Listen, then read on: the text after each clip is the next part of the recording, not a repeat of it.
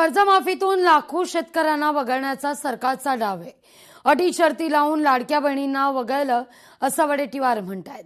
अटी शर्ती लावून आता लाडक्या बहिणींना वगळल्यानंतर शेतकऱ्यांनाही वगळतायत असा आरोप वडेट्टीवारांनी केलाय। तर विरोधकांचे आरोप हे मात्र तथ्यहीन आहेत। सरकारची भूमिका शेतकरी हिताची आहे असं संजय शिरसाट यांचं म्हणणं आहे।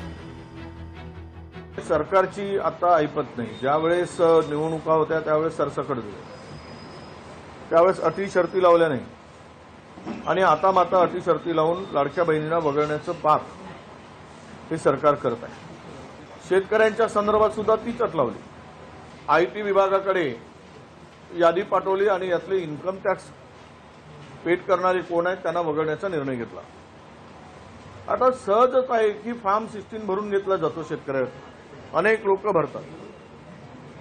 आता फॉर्म 16 भरल्यानंतर तो इन्कम टॅक्स पे झाला फॉर्म भरल्याबरोबर, त्याचं उत्पन्न काही नाही आहे, अनेकांनी भरून ठेवले आहे। म्हणजे असे लाखो लोक शेतकरी यातून वगळण्याचा सरकारचा डाव आहे। हवेत केलेले यांनी आरोप आहेत। मग कर्जमाफी द्यायची नसेल तर मग ही घोषणा कशाला करायची?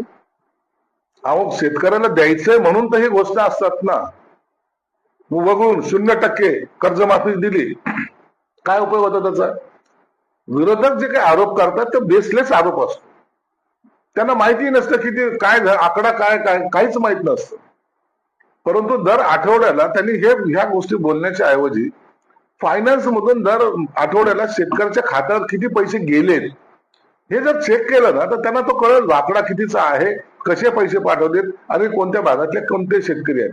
म्हणून सरकारने घेतलेली भूमिका अत्यंत ठाम आहे आणि ती शेतकऱ्याच्या हिताची आहे। लोकशाही मराठी ऐका, पहा, जागरूक रहा।